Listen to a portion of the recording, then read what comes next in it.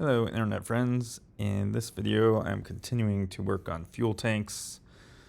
As you can see here, I have the first fuel tank I built, and I'm putting the fuel sender back on. I managed to fix the leak in it by, which actually I don't think you can see. Oh, I already fixed it because now I'm putting the fuel sender back on. But I basically taped a popsicle stick to my finger and then shoved it in that hole and managed to get the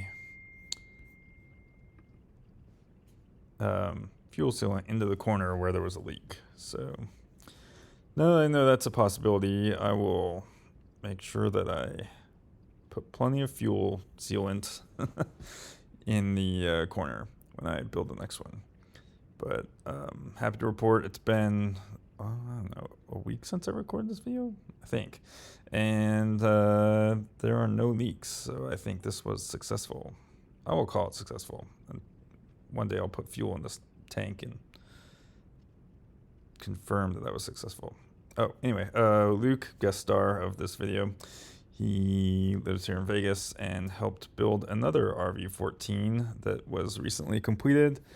And said, hey, you can come over and help me on my RV-14. And he said, I hate fuel sealant.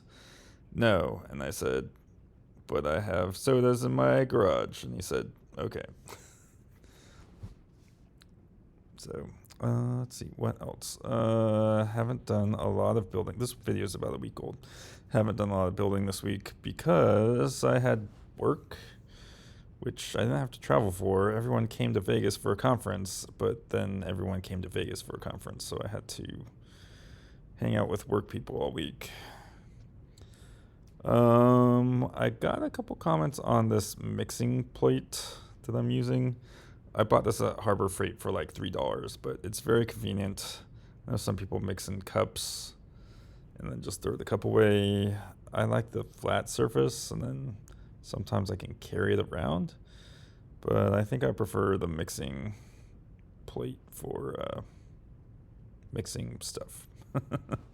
Once I start with epoxy too, although, you know, epoxy might be better in a cup now that I'm thinking about it. I don't know that I need to scrape up epoxy and clean it up.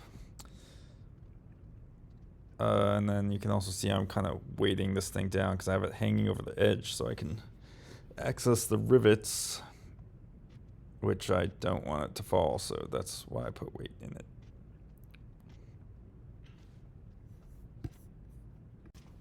It's still like 108 degrees outside in Vegas. Luckily, I installed a mini split a couple years ago in the garage, so it's not 108 degrees in the garage. So that's nice. Definitely recommend in your build area that you make it climate controlled.